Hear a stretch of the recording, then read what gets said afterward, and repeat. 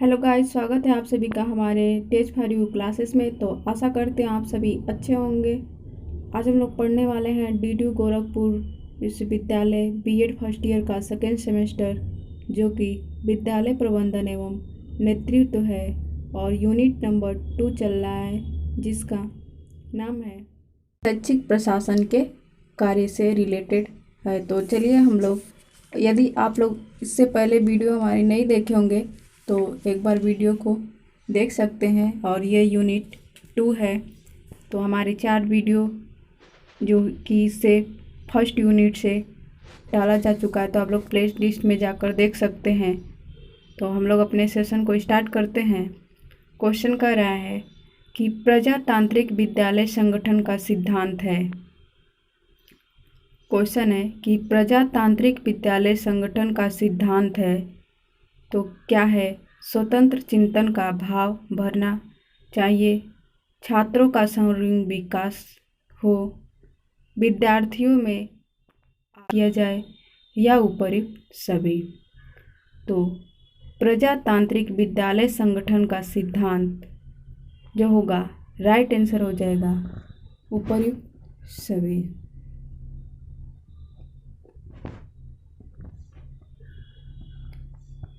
अगला क्वेश्चन कह रहा है कि विद्यालय संगठन के क्षेत्र में शामिल है।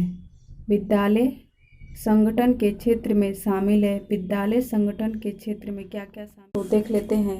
प्रधानाचार्य तथा शिक्षक, विद्यालय भवन तथा उपकरण, समय बालिका नहीं तालिका है, समय तालिका एवं विषय, उपयुक्त सभी।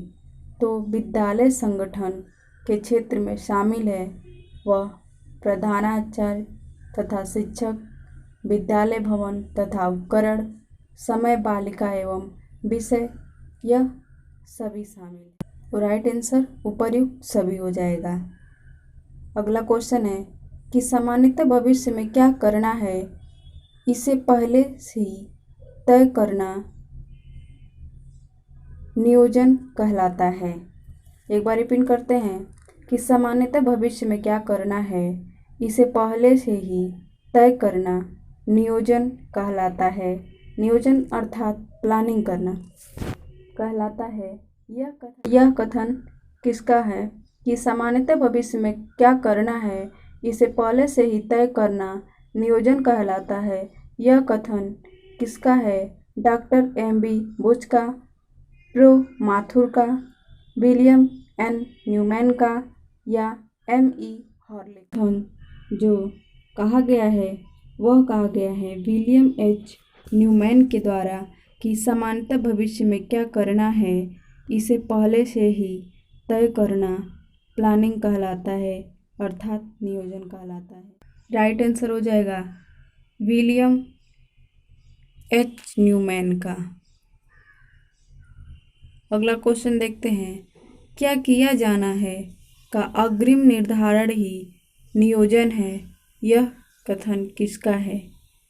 क्वेश्चन कर रहा है क्या किया जाना है का अग्रिम निर्धारण ही नियोजन है, अर्थात ये इस क्वेश्चन का कहने का अर्थ यह है कि जब हम सोचते हैं कि क्या किया जाना चाहिए, क्या करें, तो इसका निर्धारण हम कब करते हैं, कब सोचते हैं कि क्या करें। पहले ही यदि सोचा जाए कि हमें क्या करना चाहिए, क्या करना है, तो वह क्या है? वह प्लानिंग है। तो यह किसने कहा है? थियो हेमैन का, M.E. हॉर्ले का, प्रो माथुर का, या डॉक्टर M.B. बुश का। तो क्या किया जाना है का अग्रिम निर्धारण ही नियोजन अर्थात प्लानिंग है, यह कथन कहा गया है थियो हो जाएगा थियो हेमैन। अगला क्वेश्चन है कि संस्थागत नियोजन का उद्देश्य है। संस्थागत नियोजन का उद्देश्य क्या है? राष्ट्रीय योजनाओं को उचित आधार प्रदान करना, संस्थागत तथा राष्ट्रीय उद्देश्यों के समन्वय स्थापित करना, संस्था का बहुमुखी विकास एवं प्रगति करना, या उपयुक्त सभी। तो संस्थागत नियोजन अर्थात इंस्टीट्यूशनल प्लानिंग का जो उद्देश्य है और राइट आंसर हो जाएगा कि राष्ट्र के समन्वय भाव रखना, राष्ट्रीय योजनाओं का उचित आदान प्रदान करना और संस्था का बहुमुखी विकास करना। इसलिए राइट आंसर हो जाएगा उपर्युक्त सभी। अगला क्वेश्चन है कि संस्थागत नियोजन की विशेषताएं हैं। संस्थागत नियोजन की विशेषताएं क्या हैं? लक्ष्य निर्देशित, उपयोगिता, प्रेरणादायक या उपर्युक्त सभी। तो जो इंस्टीट्यूशनल प्लानिंग है वह लक्ष्य निर्धारित करता है, उपयोगिता होता है, प्रेरणादायक होता है, यह सभी। राइट आंसर द हो जाएगा। अगला क्वेश्चन है कि संस्थागत नियोजन का क्षेत्र है। इंस्टीट्यूशनल प्लानिंग का स्कोप क्या है? तो प्रवेश संबंधी योजनाएं बनाना, मूल्यांकन संबंधी योजनाएं बनाना, अनुशासन संबंधी योजनाएं बनाना या उपर्युक्त सभी। तो संस्थागत नियोजन का जो क्षेत्र है वह है प्रवेश संबंधी योजनाएं बनाना, मूल्यांकन संबंधी योजनाएं बनाना, अनुशासन संबंधी योजनाएं बनाना। अर्थात आप लोग ऐसे याद रख सकते हैं, प्रवेश, मूल्यांकन, अनुशासन। तो यह सभी के योजनाएं जो बनाता है वह संस्थागत नियोजन ही बनाता है। पहले प्रवेश से रिलेटेड होगा, अनुशासन होगा, फिर मूल्यांकन होगा। तो राइट आंसर हो जाएगा उपर्युक्त सभी। ये अगला क्वेश्चन देखते हैं कि संस्थागत नियोजन की आवश्यकता का कारण है। क्या कारण है? क्यों जरूरी है संस्थागत नियोजन अर्थात इंस्टीट्यूशनल प्लानिंग का क्यों आवश्यक है? तो विद्यालय के उद्देश्यों तथा लक्ष्यों के स्पष्टीकरण हेतु, राष्ट्रीय शिक्षा नीति के क्रियान्वयन हेतु, संस्था के बहुमुखी विकास तथा उन्नति हेतु या उपर्युक्त सभी। तो राष्ट्र के लिए भी और संस्था के लिए भी, विद्यालय के उद्देश्य के लक्ष्य के प्राप्ति के लिए भी। तो राइट आंसर हो जाएगा उपर्युक्त सभी। चलिए अगला क्वेश्चन देखते हैं कि नियोजन का सिद्धांत क्या है। नियोजन जो कि प्लानिंग है और प्लानिंग किस तरीके का, उसका क्या क्या सिद्धांत है? तो जो प्लानिंग है वह एक व्यापकता का सिद्धांत है, सीमित घटक का सिद्धांत है, उद्देश्यों के प्रति योगदान का सिद्धांत है और उपर्युक्त सभी। अर्थात जब हम प्लानिंग करते हैं तो वह प्लानिंग बड़ा रूप में भी हो सकता है, छोटा रूप में भी हो सकता है, लेकिन उसका जो मुख्य कार्य है वह उद्देश्य की प्राप्ति करना है, उद्देश्यों के प्राप्ति में योगदान देना है। इसीलिए हम प्लानिंग करते हैं। किसी भी कार्य का प्लानिंग हो सकता है। 85 नंबर कह रहा है कि संस्थागत नियोजन के लाभ में शामिल है। संस्थागत नियोजन से विद्यालय शिक्षक के गुणात्मक विकास होता है। इससे विद्यालय तथा बालकों में निकटता आती है। इससे मानवीय प्रयासों पर बल दिया जाता है। यह उपर्युक्त सभी। तो जब भी हम इंस्टीट्यूशनल प्लानिंग करते हैं तो उसका लाभ होता है वह बालक और विद्यालय दोनों निकटता होता है। यहाँ निकटता का मतलब यह हुआ कि विद्यालय से बालक जुड़ा रहता है और मानवीय प्रयासों पर बल दिया जाता है। तो राइट आंसर हो जाएगा उपर्युक्त सभी। है कि पर्यवेक्षण उत्तम अधिगम एवं शिक्षण की अवस्था को विकसित करने में सहायक प्रक्रिया है। पर्यवेक्षण, अभी पहले आप लोग पर्यवेक्षण का मतलब समझ। तो आइए एक बार हम लोग देख लेते हैं कि पर्यवेक्षण का अर्थ क्या होता है। पर्यवेक्षण शब्द जो है वो अंग्रेजी भाषा के सुपरविजन का हिंदी रूपांतरण है। अर्थात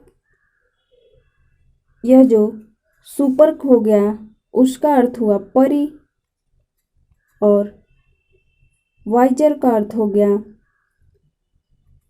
अवेक्षण से मिलकर बना है, जिसका अर्थ होता है असाधारण, अलौकिक या दिव्य तथा अवेक्षण विजन, या इसे हम लोग एक साधारण भाषा में यह कह सकते हैं कि दिव्य दिव्य दृष्टि, दिव्य दृष्टि। सुपरवाइजर जो कि दिव्य दृष्टि रखता है किसी पे भी, उसे ही हम लोग सुपरवाइजर कहते हैं। तो उसी को यहाँ पे हिंदी में पर्यवेक्षण कहा जाता है। तो यह कथन है किम्बल का कि पर्यवेक्षण उत्तम अधिगम एवं शिक्षण की व्यवस्था विकसित करने में सहायक प्रक्रिया है। तो राइट आंसर हो जाएगा विल्स किम्बल का। अगला क्वेश्चन है कि शिक्षा पर्यवेक्षण की प्रकृति है, शिक्षा पर्यवेक्षण की प्रकृति है, नेचर है, वह क्या है? तो शिक्षा पर्यवेक्षण प्रक्रिया की उन्नति में सहायक है, व्यावसायिक नेतृत्व हेतु प्रोत्साहन करता है, शैक्षिक पर्यवेक्षण शैक्षिक सेवा है। तो राइट आंसर हो जाएगा उपर्युक्त सभी। अगला क्वेश्चन देखते हैं कि हरमैन के अनुसार शिक्षा पर्यवेक्षण के उद्देश्य हैं। हरमैन के अनुसार शिक्षा पर्यवेक्षण के उद्देश्य हैं सेवाकालीन प्रशिक्षण का प्रबंधन करना, सामुदायिक शैक्षिक सेवा का विकास करना, विद्यालयों के कार्यक्रमों के शैक्षिक सुधार करना, यह उपर्युक्त सभी। तो राइट आंसर हो जाएगा उपर्युक्त सभी। नेक्स्ट क्वेश्चन है एक अच्छे पर्यवेक्षक का आवश्यक गुण क्या है? एक अच्छे पर्यवेक्षक का, सुपरवाइजर का, जिसे हम लोग सुपरवाइजर कहते हैं, तो उसे चरित्रवान होना चाहिए, निष्ठावान होना चाहिए, चरित्रवान होना चाहिए और व्यवसाय प्रेमी होना चाहिए। तो राइट आंसर हो जाएगा उपर्युक्त सभी।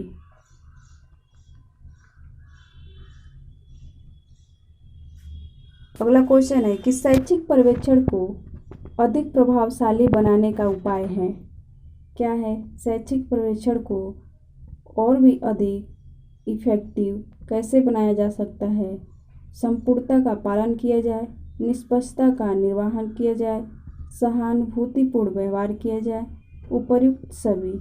तो शैक्षिक पर्यवेक्षण को और भी अधिक प्रभावशाली बनाने के लिए हमें संपूर्णता से पालन किया जाना चाहिए, निष्पक्षता अर्थात किसी के पक्ष में न होकर निष्पक्ष भाव से कर्तव्यों का पालन करना चाहिए और सहानुभूतिपूर्ण व्यवहार करना चाहिए। तो राइट आंसर हो जाएगा उपर्युक्त सभी। अगला क्वेश्चन देखते हैं निर्णयन किसी क्रियाविधि के विभिन्न विकल्पों में से किसी एक का निर्णयन से एक क्वेश्चन है 91 जो डिसीजन से रिलेटेड है। आप लोगों के एग्जाम में डिसीजन से भी, निर्णयन से भी क्वेश्चन आ सकता है। तो आप लोग इसको देखिए कि निर्णयन किसी क्रियाविधि के विभिन्न विकल्पों में से किसी एक का चयन करता है, यह किसका कथन है? तो राइट आंसर हो जाएगा कुंज एवं बहिरीज का कि निर्णयन किसी क्रिया के विभिन्न विकल्पों में से किसी एक का चयन करता है। जब भी आप कोई निर्णय लेते हैं तो आपके सामने बहुत सारी कन्फ्यूजन रहता है, किसे चुने, इस ऑप्शन को चुने, ये करे या ये नहीं करे, क्या डिसीजन लें। तो जब आप डिसीजन लेते हैं तो उसमें आप कभी कभी टाइम भी लेते हैं कि 1 दिन 2 दिन में डिसीजन लिया जाता है। तो जो डिसीजन है वो टाइम टेकिंग भी है। ये भी एक इसका नेचर है कि जो डिसीजन है वो टाइम टेकिंग होता है, कुछ समय लिया जाता है, उसके बारे में सोचा जाता है, फिर उस पर डिसीजन लिया जाता है। तो विकल्प को किसी विकल्प को चुना जाता है। ये राइट आंसर हो जाएगा कुंज एवं बहिरीज का। अगला क्वेश्चन है कि निर्णयन की विशेषता एवं प्रकृति है, क्या है? निर्णयन की विशेषता एवं प्रकृति है, क्या है? निर्णयन विभिन्न चरणों में विभाजित एक प्रक्रिया है। निर्णयन एक बौद्धिक एवं विवेकपूर्ण प्रक्रिया है। तो देखिए जो निर्णय लेते हैं तो ऐसा थोड़ी है कि यदि बिल्कुल मंदबुद्धि है तो वो निर्णय लेगा या कुछ करेगा। निर्णय लेने के लिए हमें बौद्धिक आवश्यकता बहुत ज़रूरी होती है। बुद्धि से ही हम, विवेक से ही हम निर्णय ले सकते हैं। तो यह इसका एक नेचर हो गया। फिर है कि निर्णय के कुछ मापदंड का आधार होता है। निर्णय के कुछ मापदंड या आधार होता है। तो यह सभी हो जाएगा राइट आंसर, उपर्युक्त सभी। अगला क्वेश्चन देखते हैं कि निर्णय एक फैसला अर्थात जजमेंट है। जज क्या करते हैं? निर्णय एक फैसला जजमेंट है। तो यह कथन किसका है? किसने कहा है कि जो हम निर्णय लेते हैं वह एक जजमेंट का कार्य है? तो डुकर ने, एलन ने, टेरी ने या इनमें से कोई नहीं। तो 93 नंबर का राइट आंसर हो जाएगा कि निर्णय एक फैसला अर्थात जजमेंट है। यह कथन डुकर का कहा गया है। डुकर ने कहा है कि निर्णय एक, आप लोग याद रखिएगा, डुकर और जजमेंट ऐसे याद रखिएगा, जजमेंट। अगला क्वेश्चन देखते हैं कि निर्णय प्रक्रिया का प्रकार है। निर्णय प्रक्रिया का प्रकार है तो हम लेते हैं पर डे निर्णय लेते हैं, नीतिगत निर्णय लेते हैं, अर्थात कभी कभी हम सभी प्रशासन प्रबंधन नीतियों के साथ हम निर्णय लेते हैं। और भी ऑप्शन है व्यक्तिगत निर्णय, अर्थात एक व्यक्ति भी, जैसे टीचर हो गया तो यह टीचर बच्चों को क्या पढ़ाना है, क्या लिखाना है, यह सब व्यक्ति के व्यक्तिगत निर्णय हो जाएगा। तो इसलिए राइट आंसर होगा उपर्युक्त सभी। जो निर्णय होता है वह दैनिक सामान्य निर्णय, नीतिगत निर्णय, व्यक्तिगत निर्णय। तो दैनिक निर्णय, नीतिगत निर्णय और व्यक्तिगत निर्णय, यह सभी राइट आंसर उपर्युक्त सभी। ये सभी निर्णय के ही प्रकार हैं। अगला क्वेश्चन है कि निर्णय प्रक्रिया संबंधित समस्याएं हैं। निर्णय प्रक्रिया संबंधित समस्याएं हैं। जब भी हम निर्णय लेते हैं, निर्णय की प्रक्रिया करते हैं तो क्या क्या समस्याएं आती हैं देख लेते हैं कि संगठन तथा प्रशासन संबंधित, तकनीकी तथा प्रक्रिया संबंधित, मानवीय कारण संबंधी, उपर्युक्त सभी। तो जब भी निर्णय प्रक्रिया करते हैं, निर्णय लेते हैं तो संगठन तथा प्रशासन से भी समस्याएं आती हैं। कभी कभी तकनीकी, जैसे डिजिटल बोर्ड से यदि पढ़ाया जा रहा है तो कभी कभी डिजिटल बोर्ड ही खराब हो जाता है तो क्लास रुक जाता है। तो ये सारी तकनीकी प्रक्रिया है, तो इससे भी समस्या आती है। कभी कभी मानव में भी मतभेद हो जाता है किसी बात को लेकर, एक ही टॉपिक पे दो व्यक्ति का झगड़ा हो जाता है। तो ये सभी क्या है, छोटी छोटी समस्याएं आती रहती हैं। तो यही राइट आंसर हो जाएगा उपर्युक्त सभी। 96 नंबर क्वेश्चन है कि निर्णय को प्रभावी ढंग से क्रियान्वित करने वाले लक्ष्य हैं। जो निर्णय को प्रभावी ढंग से क्रियान्वित करने वाले लक्ष्य क्या क्या हैं? नियंत्रण संबंधी लक्ष्य, अभिप्रेरणा संबंधी लक्ष्य, गुणवत्ता संबंधी लक्ष्य, उपर्युक्त सभी। तो राइट आंसर हो जाएगा उपर्युक्त सभी। नेक्स्ट क्वेश्चन है कि निर्णय प्रक्रिया की शैलियां हैं। जनतांत्रिक निर्णय शैली, आधिकारिक निर्णय शैली, मध्यवर्ती शैली, उपर्युक्त सभी। तो जनतांत्रिक प्रक्रिया शैली में जो सभी वर्ग के आते हैं उनसे रिलेटेड होता है। आधिकारिक निर्णय होता है जो कि कोई एक प्रशासन, एक अधिकारी के द्वारा लिया गया होता है। मध्यवर्ती में भी समूह होता है। तो राइट आंसर हो जाएगा उपर्युक्त सभी। राइट आंसर उपर्युक्त सभी। अगला क्वेश्चन है कि निर्णय से पूर्व विशेष ध्यान दिए जाने वाले तथ्य क्या है। निर्णय लेने से पहले विशेष ध्यान क्या दिया जाता है कि संगठन के उद्देश्यों की ओर ध्यान देना, समस्या के संबंध में अन्य लोगों का परामर्श लेना, या सर्वाधिक उपयुक्त विकल्प का समाधान करने के लिए चयन करना। तो राइट आंसर हो जाएगा उपर्युक्त सभी।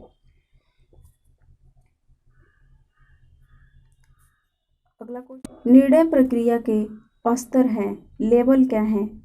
3, 4, 5, 6।